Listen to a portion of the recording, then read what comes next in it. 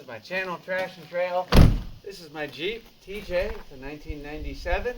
It's been through the ringer, and well, we've had a lot of fun trails that we've taken it on. Recently I went to Moab, and I've gone to a few other places, and well, I'm an idiot when I drive this sometimes. Sometimes you're going up hills and you stall the engine. When you stall the engine, you've got to turn off the engine and you lose vacuum. When you lose vacuum, you lose brakes, and this thing likes to slide down hills no matter how hard you push on the pedal. So, as you just saw, I stopped it with no engine power because I have installed a iBooster. An iBooster is from a Tesla. In this particular case, it's from a 2018 Honda Accord, and it is essentially an electric brake booster and does not use vacuum. Stay tuned. Let me show you how I installed it. All right, fresh from the junkyard, we have a iBooster. And this is from we have an iBooster. This is from an old Honda Turbo Coupe. We're going to have to figure out how to get this thing to fit in this thing. Stopped in at the junkyard to look about grabbing a pedal box so that I could do some mock-up for that iBooster. Pretty sure the pedal box is here because the booster is there. And there we are. Just need to pull that little bad boy out of there. Pedal box out. I also snagged a couple other parts, and I'm going for the HVAC fan. Alright, got my pedal box. I also snagged a couple switches, a non-AC 9798 only HVAC panel, and a dash bezel. All good things. And my tailgate's stuck again. Alright, this is my wrecked TJ right here, and this is the front of the cab. I am going to crawl underneath there and install this pedal box so that I can mock up the iBooster. Being I have a lot more easy access to the firewall on this than I do elsewhere. And the reason why this is no longer on my frame is, well, she got hit hard. It's all crinkled and smashed up back here.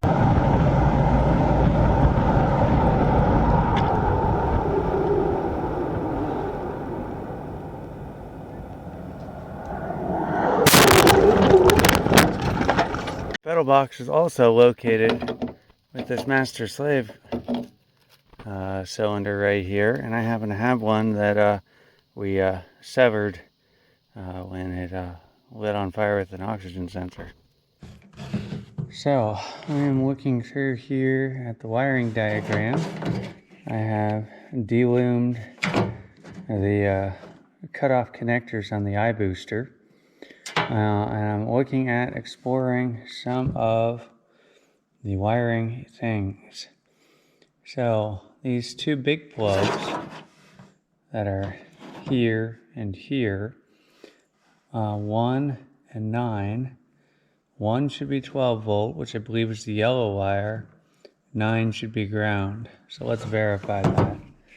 Here are the big wires. These appear to be 12 gauge. Which seems a little small for supporting 40 volts, but what do I know? Let's try 10 gauge. For the splicers. That may be 10 gauge. It is indeed 10 gauge. Ah, there it is. Okay, so that is power. Okay, so those are our power and ground. So we're going to need 10 gauge for those two cables. And then we've got to connect what appears to be yellow, pink, black, or brown and blue to these, because that's what the junkyard did, was cut these out. So I am going to use my strippers. I'm going to strip them, and I'm going to put butt splices on it.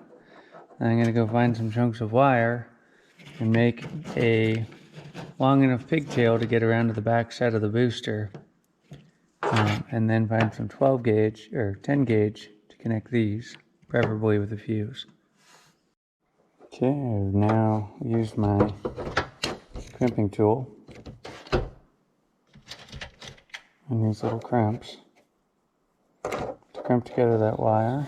I'm now going to slide over that heat shrink it together, and I will proceed to do this for all the rest of these connections. I've also located some larger gauge wire that I've stripped out of RVs, but I do think I'm going to need some additional wiring, and I'm going to get that ordered. Alright, we got most of the wiring extended, blank ends. There's a bunch of different ways this could route, because this goes over to this plug. Why the junkyard cut that end to that end is just laziness, but it is what it is. Rather than looping this over the top, I want to loop it over the bottom, because I think it'll be more out of sight, which essentially means using most of this harness, because this is going to essentially tie in to these wires, which are going to head back over to the cab. So I'm probably going to trim a couple inches off of this, but effectively everything is going right back to where it was in the harness. Just a simple matter of yellow to yellow and so forth and so on. Right, mostly assembled. I did screw up on this one. I ended up using electrical tape because I crimped it before I put heat shrink on. But, oh well. It's going to get covered up in wire loom just as soon as I get some. All taped up, looking good. This is when I really hope that it functions correctly, because I committed the sin of cleaning it all up and taping it all up before verifying functionality. But, come on. Yellow to yellow, blue to blue, brown to brown, pink to pink. What could go wrong, right? The iBooster wire is god-awful expensive these days. And that's why I stripped this wiring harness out of a car that we rescued a while back. I think I'm going to use some of this wire because I need 18 gauge. Alright, near as I can tell from about the face to the middle of that rod hole, it's about 5 3/8, give or take. And over here to the middle of the rod hole is about 4 5/8. So you got about 3/4 of an inch of difference. The other big problem we've got is that's a 1/2 inch hole, and that is not. So what I'm thinking of doing is taking this piece of plate and sandwiching it in there, cutting that off, welding that on, and approximating that shape in this steel, and squirting that right on there. That's what I'm thinking right now, but still brainstorming. I just completed a bubble flare right there, cut about 10 inches of brake line. What I basically need to do is replicate this. This is the proportioning valve, and the proportioning valve is going to be maintained. So I essentially need to pull this off the proportioning valve. I believe these are M10 or M12, but we're going to find out for certain before we crimp a new end on that. Alright, took the proportioning valve off of the old booster and moved it over to the iBooster. This is set at a diagonal angle, whereas that one is set straight. So I approximated where straight is going to be on that, and instead of putting this over there, I would have left these two ports butted up against this piece right here. I think on my Jeep that I have just enough room to move that over and make this work. Essentially, the brake cables are going to need to twist all the way over to there in order to make this function. But it should be okay. That flare ended up badly. I just cut it off, and I'm going to start over again. I don't think it went into the tool straight. Round 2 is already looking better. Just need to release those bolts, and away we go. I think we got everything all mocked up, and we're ready to function. Now we're just going to test fit it in the other Jeep, and we got to deal with the pin on the back. Well, it's been a good, solid year since we touched the iBooster project. Well, the parts and pieces have been laying here in this corner now for a long time. But we're starting to make progress because a good friend of mine helped draw this up in CAD, and I sent this off to Oshcut and had it laser cut. I have now tapped the outer four corners. Those are going to be used for studs because those outer four corners follow the original TJ booster pattern. The inner ones, they line up with,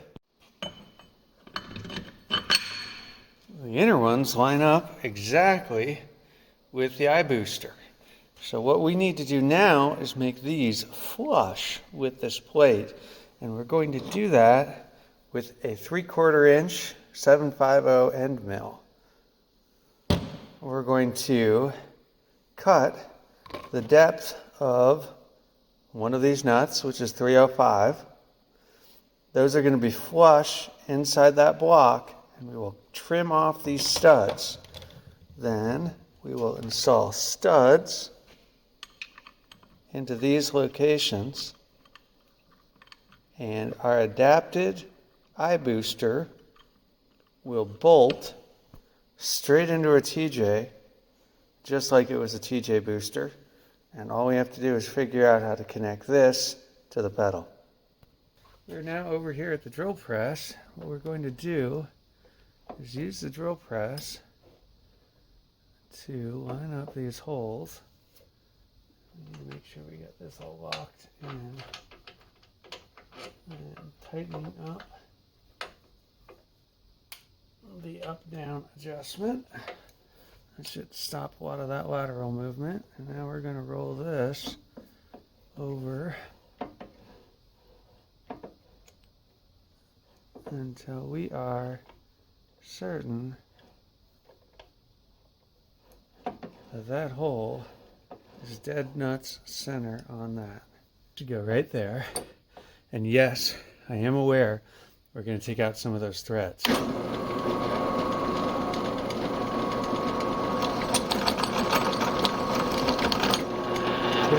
That's not good. I did not tighten this down enough when I centered that. Got way too much play in this thing to really be good, but I don't know how to lock that down any. Oh, maybe I don't know if to lock that down. Yeah. All that play is not going to do well with us. We're going to find out how well this is going to work. We may end up cutting way too big of a hole and wrecking our bracket. It would not be good, but we have to try something.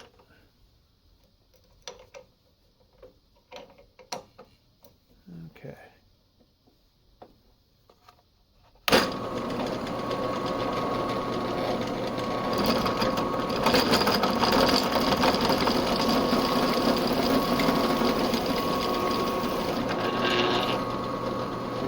Cutting nicely.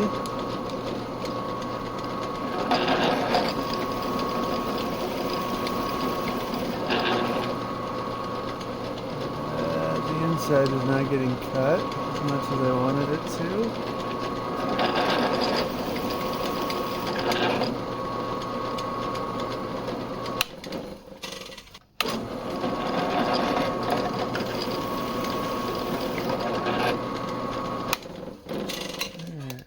This down to effectively 3/10, and we're at 203 right now. I think once we get down to the right depth, we'll mark this with a Sharpie and go from there.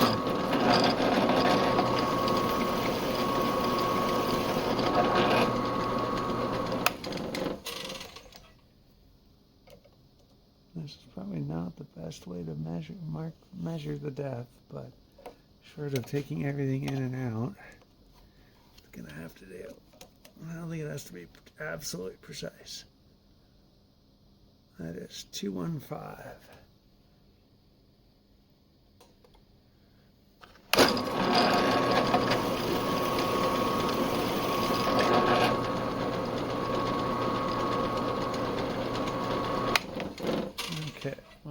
take this thing out and let's figure out how to fix this other problem. Need to get that out of there. I think I'm going to use a die grinder and see what I can do. Probably should have had Bosch cut do this, but I did not.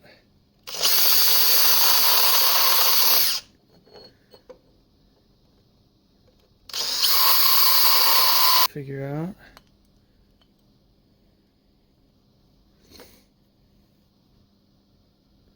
I think we're doing pretty good on actual depth. We're at 265 right now. The idea is that we'll have just enough threads right there to seat the studs. I could have gone thicker with a metal plate, and eventually we may need to. This is 710 aluminum or something like that. Not pretty, but it'll probably work. I might need to mount that in the drill press.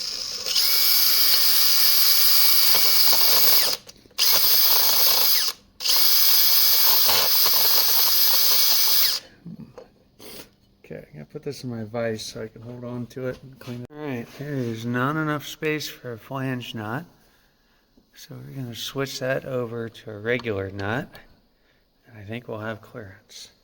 Alright, that is after searching for an 8mm bolt for about 3 hours. And unfortunately now I just need a bunch more. There's just a little bit of clearance there. I also could make that just a little bit higher, but not much.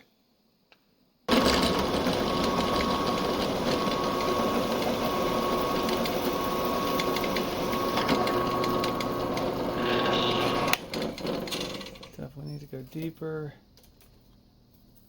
but we're just taking our time.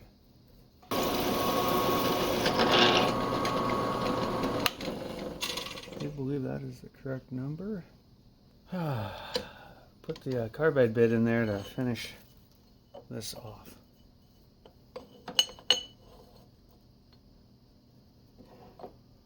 It would surprise me a bit if that was the correct number, but again, we're going to just go through the process. Slow and easy.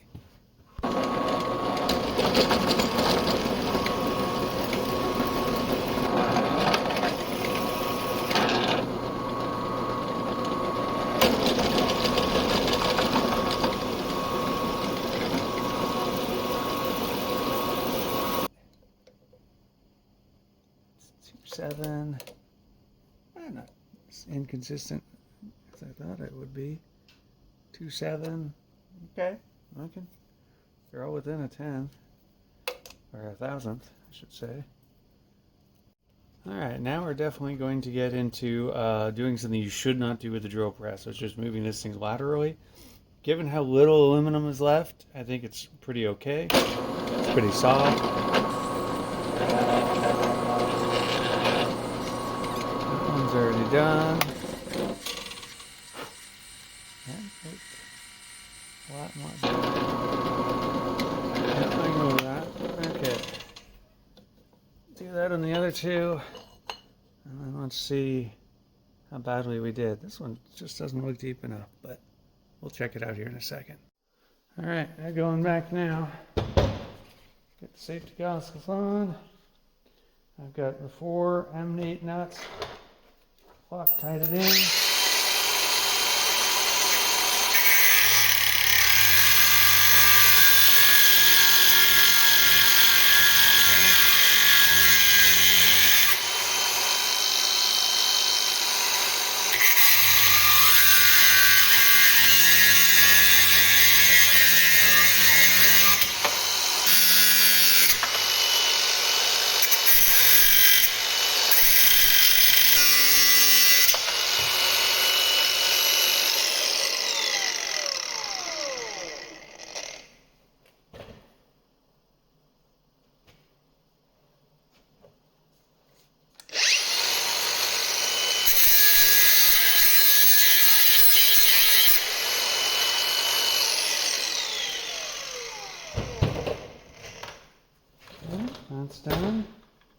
Now we're going to install our studs.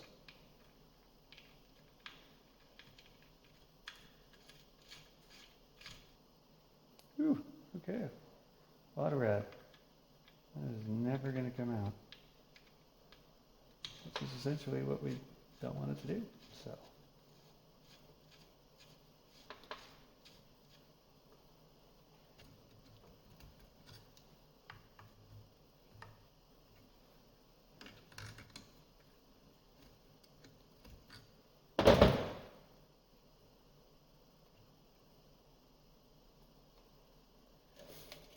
Just get Loctite everywhere.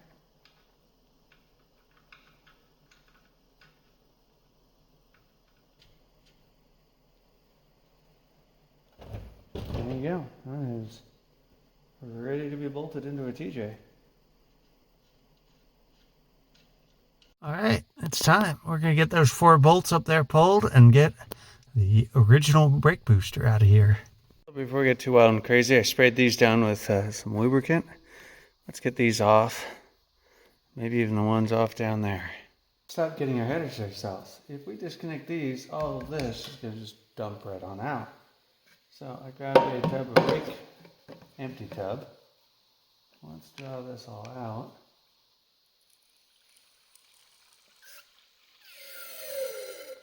Empty all that out.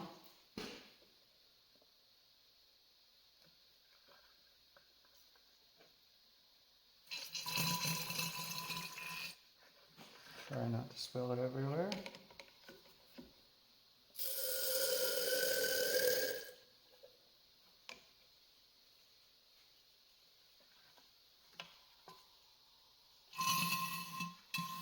And we should lose that much less material.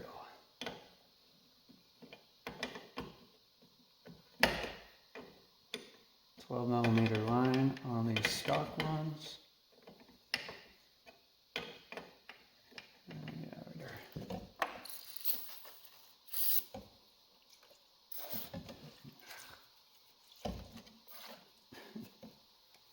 Do not spray this in the face, man. I do believe my biggest problem with this entire process is just going to be bleeding brakes. I am heavily anticipating that.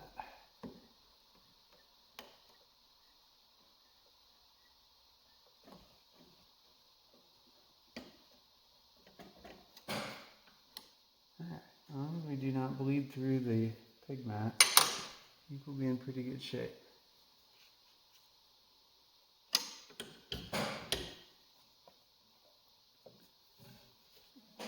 That off of there. And now we need to figure out how to get it out of the inside. Got all the bolts off of there. Rattle gun, 14 mil, 9/16. Take it right off. It's kind of hard to see it. Now this should be ready to come out. Sans whatever I zip tied to it.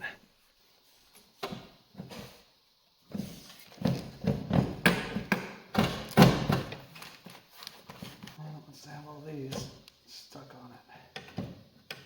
No, because that's all still bolted to it. Need to undo that. I probably should have done that before.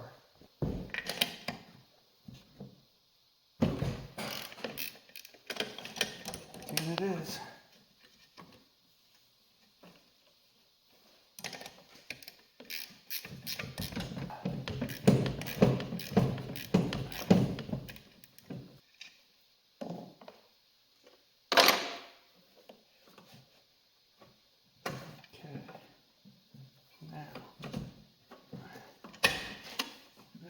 Bracket loose, or now we gotta have that bracket on both sides.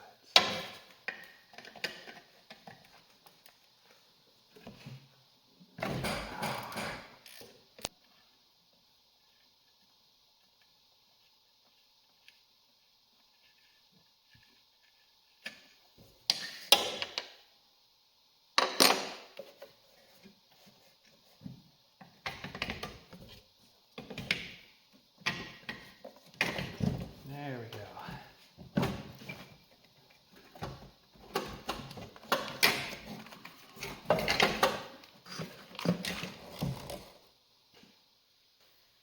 Okay.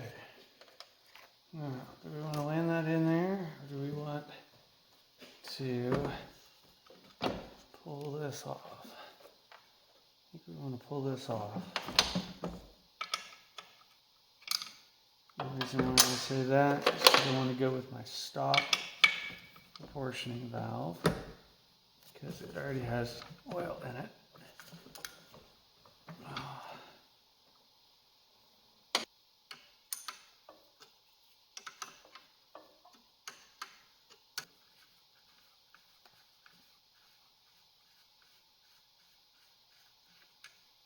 There's that one.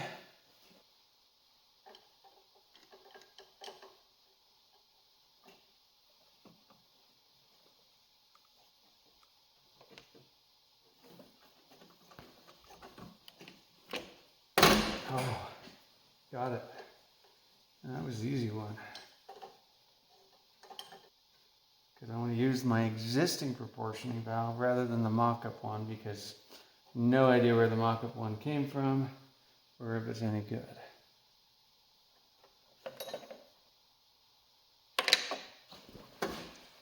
Clean up some of the brake fluid mess that I got here.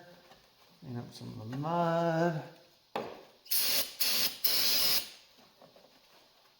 Put that back there and let you curse myself because I won't be able to find that. Going in. I do not like having all of these wires exposed. I want to fix that before I get that all stuck.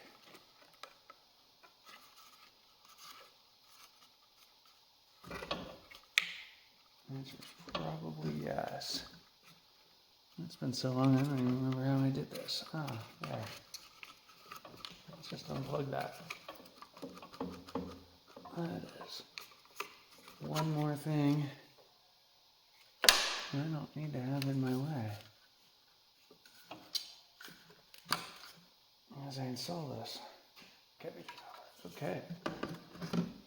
Now, that's going to be like this.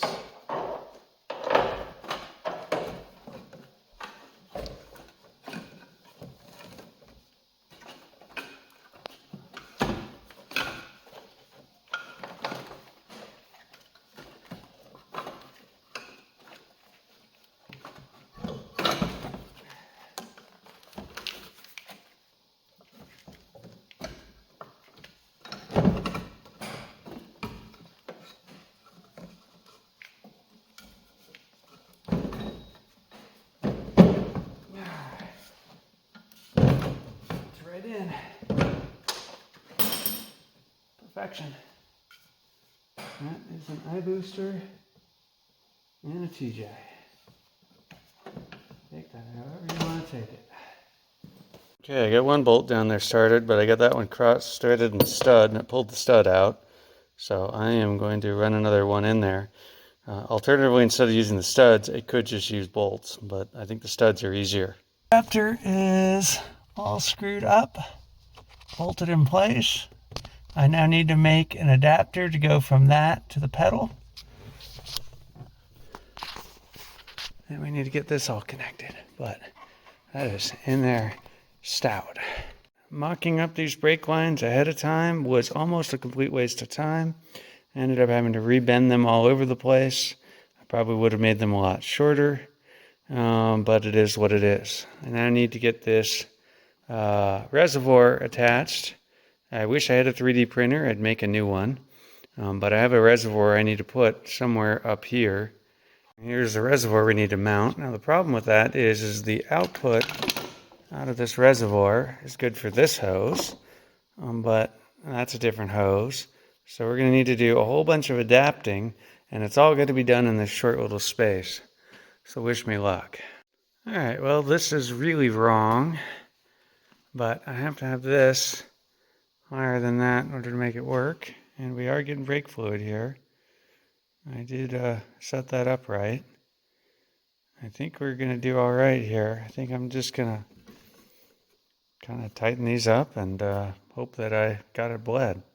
All right. 488. So a 1/2 inch hole basically. Yeah, I'd say that's a 1/2 inch hole. Okay, so that's basically what we need, is something that I can do a 1/2 inch hole in. I got this piece of aluminum, but I don't think it's going to be quite rigid and robust enough. So we're going to go with this, 3/16 inch, 1 inch. After a 1/2 inch hole, there's not going to be a lot left of it, but maybe there'll be enough.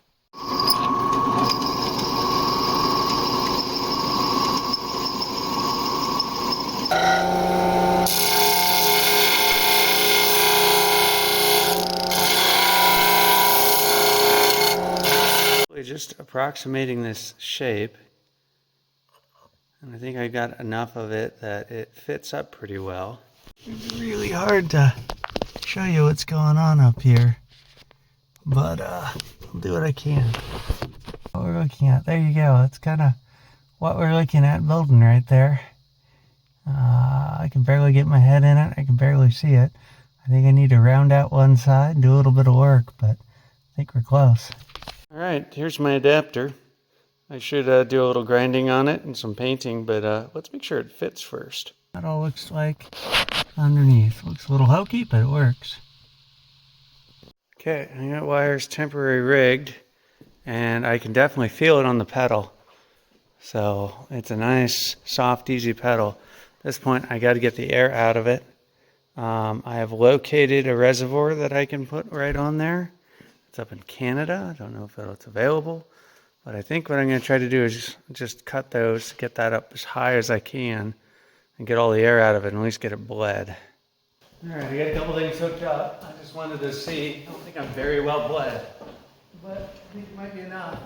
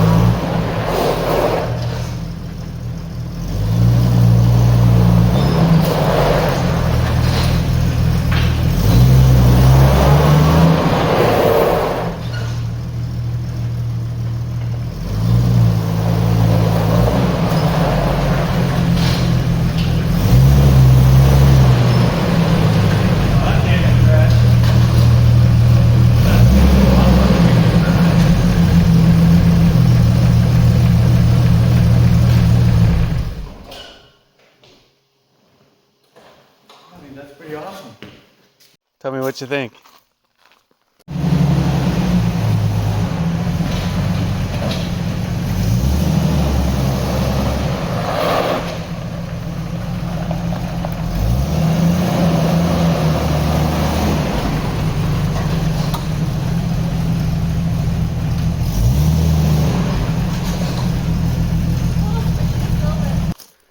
Put it in neutral, roll it down, and see if it stops.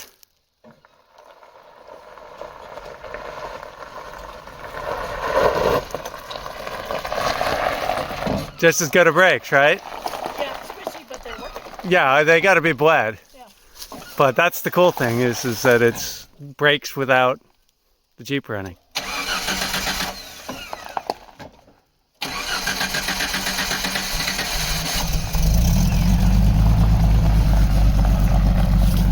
All right, it has been a few days, and we have parts here from Canada.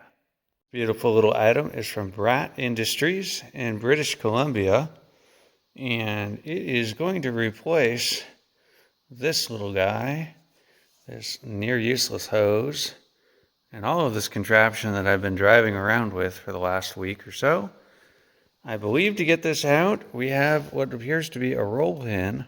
It just needs to be popped out of the way. We're probably going to try to pull some of the brake fluid out of that. And I have some plugs that we're going to use to solve this problem. And I have a master brake bleeding hose contraption thingy. And we are going to try to get all of the air bubbles out of this. All right, so we need to remove this. I'm going to prop that up over there. And then I believe we just need to give this a little tap, tap, tap-a-roo. Which is slightly complicated. It's starting to move.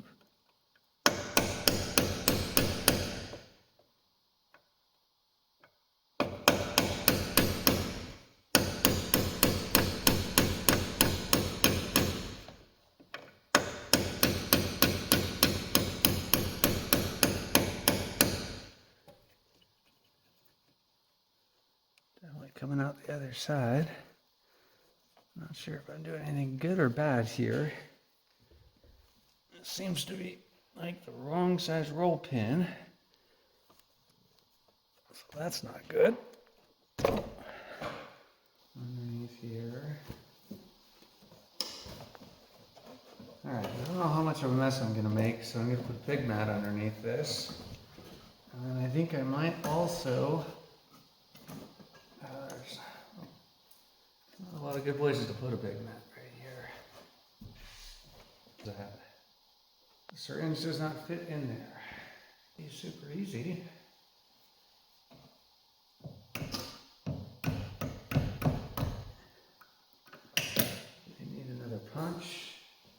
The next size smaller punch. I really don't want to lose that roll pin.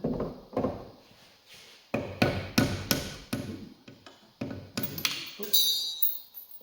Okay, well, found it. So we didn't lose it, so that's good. Now I just need to just lift off and just make a giant mess.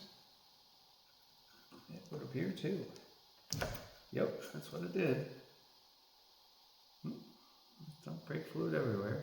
So theoretically, this is just going to go right on like that.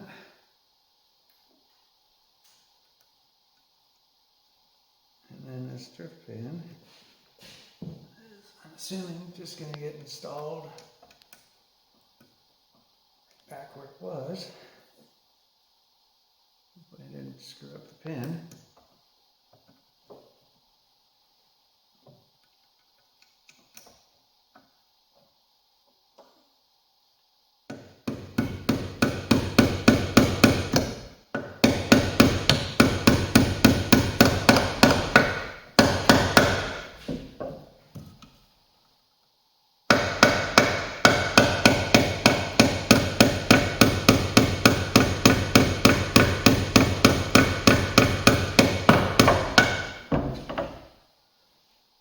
Okay, drift pin engaged. I think we should brake for it.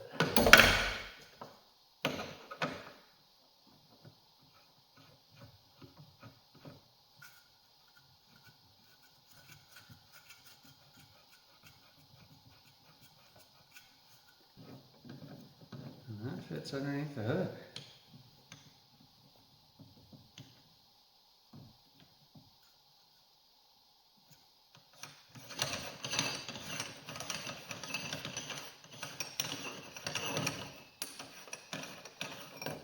Through all this collection of parts, ignored the tape, which probably means it's going to leak, and got that all hooked up right there.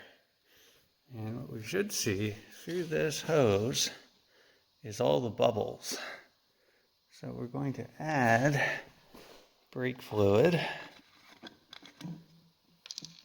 and effectively pump the brakes until we have no more bubbles.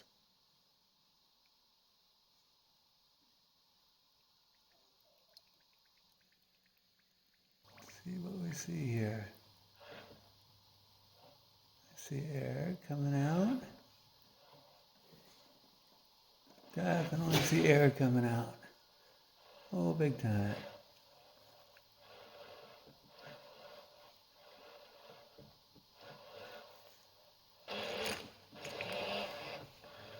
Oops.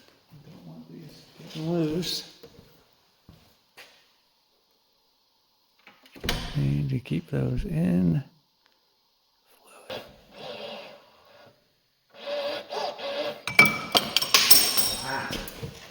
This is not working out well. May have found better clips. Question is that going to cut off the flow?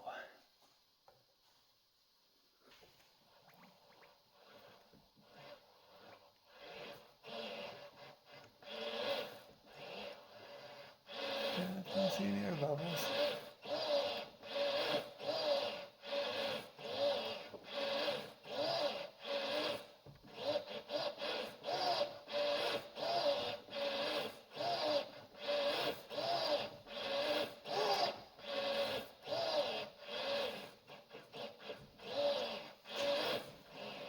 That was enough. And now we got that nasty little problem of transitioning from these guys to actual brake fittings.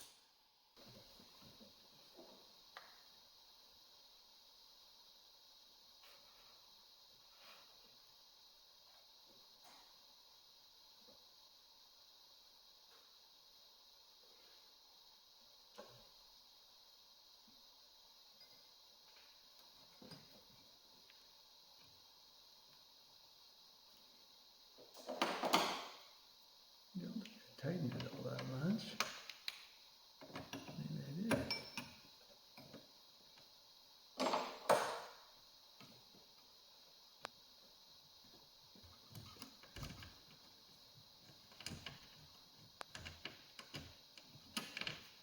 Feels like I'm gross setting it.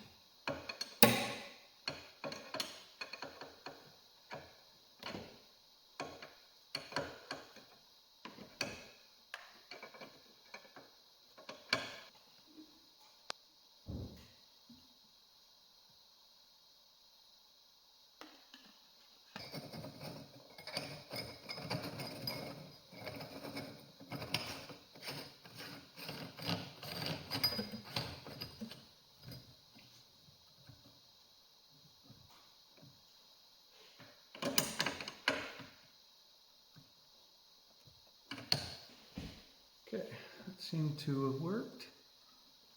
I'm going to do that again.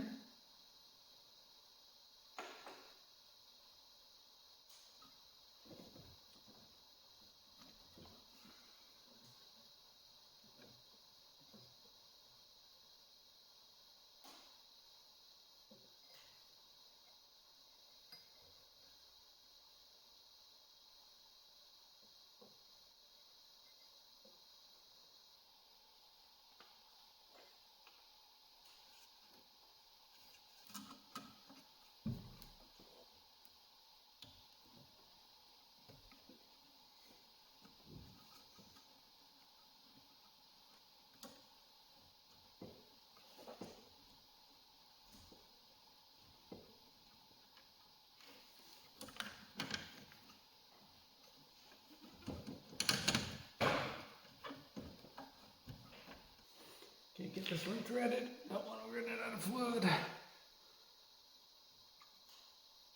We're just going to make a god-awful mess of brake fluid everywhere.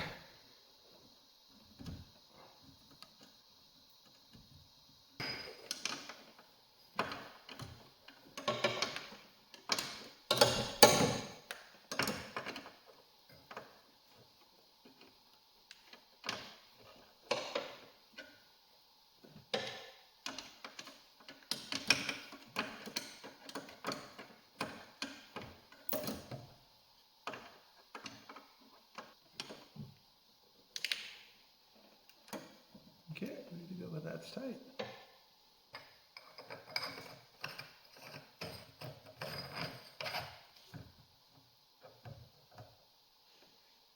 All right, got the caps on, went through, bled the brakes, tried another test drive. The pedal is still pretty grabby, but I think we're making some progress here. Next steps, I need to fix the wiring over there. The electrical cabling I did is wrong. There's a blue and a yellow wire here that goes into my relay box. I need the yellow wire out, and it's just going to go straight to the battery. And the blue wire is going to stay in the relay, and it is going to get triggered either by a switch that's inside the cab or by turning on the ignition. I am also working on, there are 4 more fuses right here that I could take advantage of if I can find the plugs for that.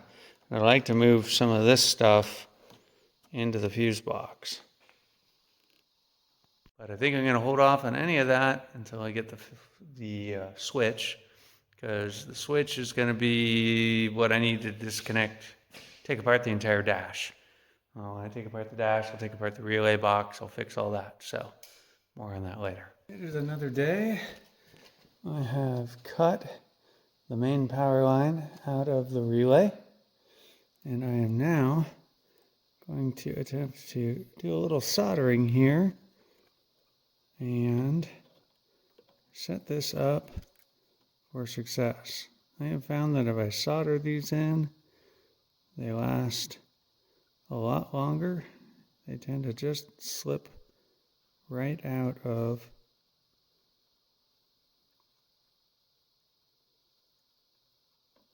the connectors here. And I've just gotten a little bit better use when that is properly soldered. Normally I like using crimp connectors. Meantime, we have our new super fancy switch. And this came from a company called CH4x4. Handily has a wiring diagram in the back that I already kind of know because I've already installed a bunch of these inside. We're going to take it apart and find a spot for this. I think I'm going to build a bracket for it because I'm out of space in my switch box. The other thing I need to do is go through this mess, find myself another wire. I think I'll probably use something green, but this is a wiring harness that I harvested off of a vehicle that we recovered from the woods, and a bunch of the wiring is all in use under the hood of the TJ. You can see bits and pieces of it here and there and everywhere. Wire is expensive. And if you can go down to a junkyard and buy a harness off of another vehicle and just use 6-8 foot chunks off of it, it's a great way to get good, high quality wire. It's cheap. Here is our corrected wiring scheme. The yellow wire, which used to go into the relay, is now going to go straight to power, and I will put a 40 amp fuse into it. Actually, I'll probably put a 25 because that's what it's been running on. I don't really think it takes more than that, but I will use my clamping ammeter to verify that. This relay right here is going to have 2 triggers on it. One trigger is going to be this. So this blue wire right here is what gets powered. Then the yellow and the green are going to be the 2 different trigger wires. This one is going to go to switched ignition, and this one is going to go to the switch. So either of these wires can trigger the relay, which then powers this up and goes over to the booster. Hopefully that makes sense. I probably could just run this blue wire right here from the booster straight to ignition power and no problems at all. I'm doing this because I want to run a switch so that I can flip that on and know that it's working even if I'm turning the ignition on and off. I suspect, but I don't know that that's completely unnecessary. from some of the research I've done, the iBooster works in an emergency mode when the ignition is switched off. Hence the reason why the yellow wire is constantly connected to power. The switch may be completely unnecessary, but I'm trying it out. I've got most of the screws out for the switch panel. I'm thinking I'm going to mount the switch down here because I'm out of space in this panel. That's the actual dash. A couple screws up here that held it in place. We need to do a little bit of cleaning in here, but I've got 2 screws to go right here, and this thing will be out. Working on wiring, I need to make this switch a panel, so I think I'm going to mount it. So I think I'm going to mount it, the switch, in this, and bend a little bit of an angle on this and mount it right down there by the shifter. I'll show you when I'm done. I'm using the soldering iron to make works of art like this. And this, essentially, is going to be a splitter cable for this ground right here. The other end of it will go back into the USB port, and then that'll run down there to where I'm going to put the switch right in there. An appropriate hole for the switch, and after much working it in and out, it fits. I'm not going to show you because getting it unsnapped is a bear. It's the hard part about doing this stuff, is the working and reworking.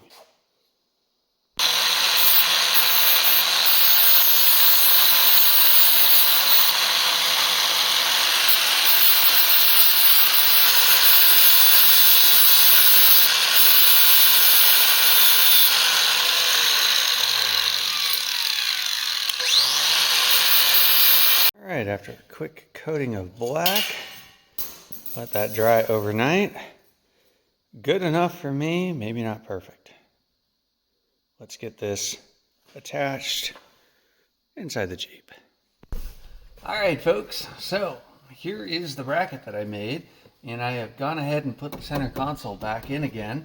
I bolted up the switch panel, and I have the wires run, basically, that's going to go to this switch. And I was originally thinking that the switch was going to, go down here somewhere, but there's really not that much more room.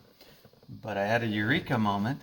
If I simply rotate this 180 degrees, I could just simply mount it upside down, just about like that, just about somewhere. So what I'm going to do is grab a paint pen. I think I'm going to put it right about here.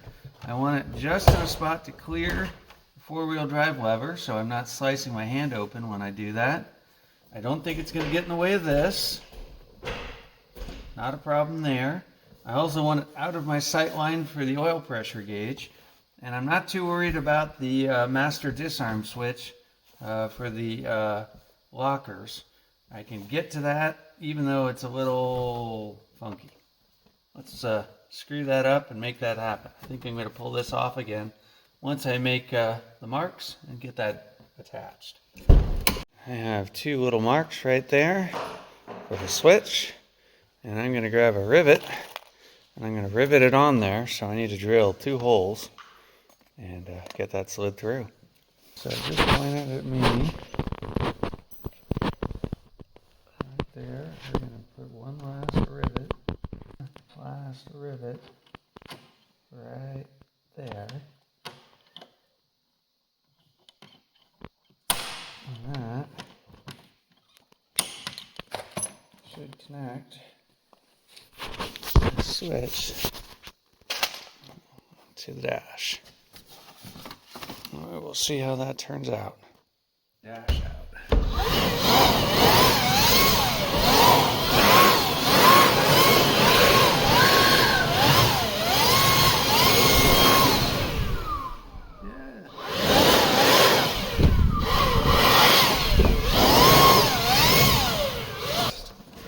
Okay, so getting this in here is, at the best of days, tricky. We need to make Make sure that these little rubber things don't get trapped back there.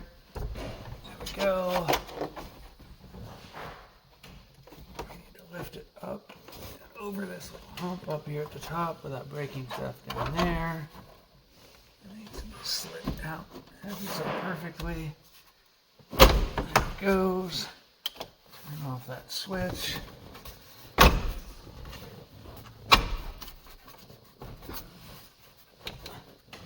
It's looking pretty good.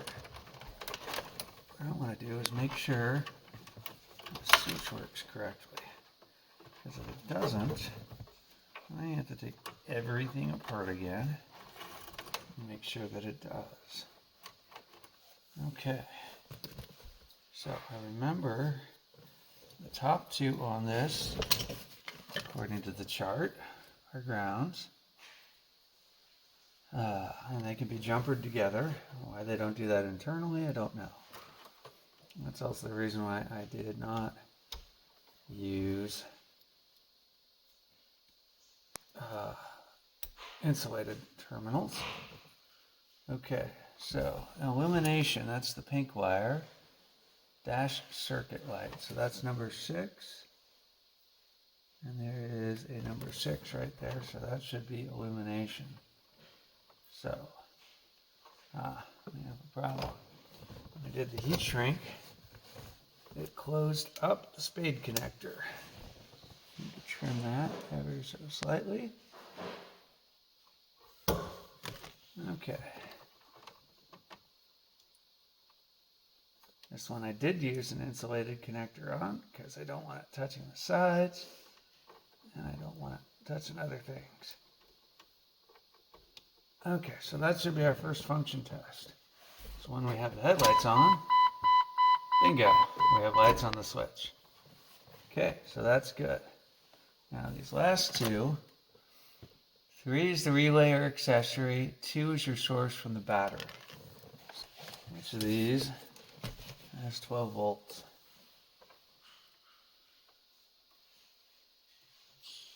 Bingo. That one has 11.85. I think I need to charge the battery. And that one has nothing. Okay, so this is our 12 volt source. Positive. So I put a positive on that. So that goes, according to the instructions, battery number 2. That is number 2.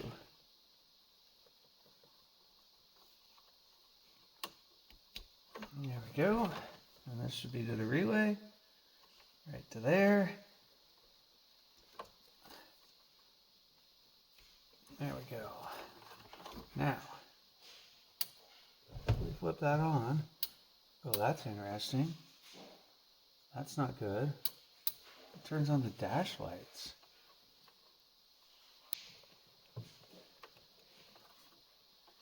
Oh, you'd think that as a spade connector, it would not permanently lock itself into position, but that's what it does.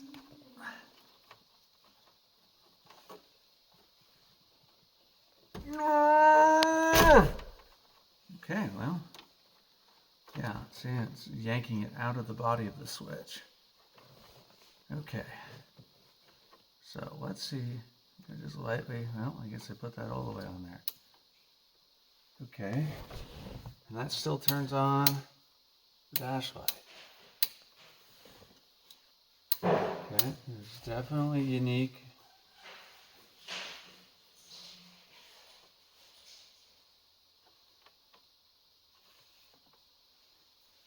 Why is that getting power? Seeing why I get voltage on my illumination circuit. Lovely. Gee guys, thanks. Maybe I need to run a diode in there. I have brakes.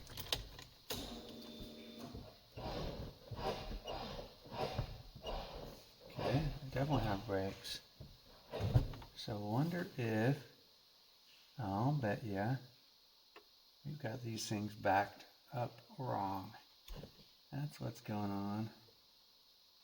I'll bet you Uh-huh. I reversed 3 and 6. Okay, so I know that's working. So if I flip this off, brakes should get harder. I bet you I reversed these. There's that.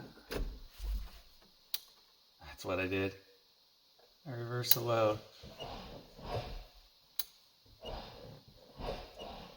Okay, problem solved. No technical support.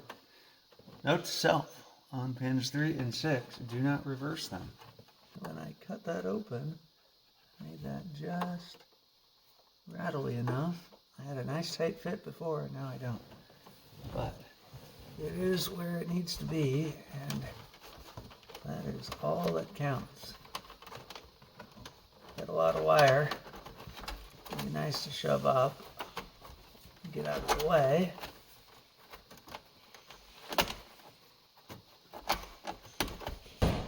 And I don't feel like I'm going to slice myself open on the corner of that switch.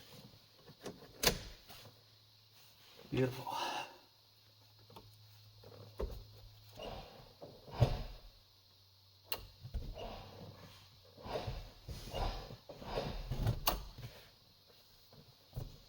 And with all the installation, we know everything works, so I'm going to get this all bolted back down again. I'd like to spend the time to get this undone. I'd like to cut this corner off right here because it would make it a lot easier to get the wrench. It would also increase the clearance between positive and ground, which is a little questionable at best. But I don't think I want to spend the time to get that out and get that out. There's a lot of stuff in the way of that. Willow sees lights. What's going on, Willow? Get that bolted up. Let's be done with this.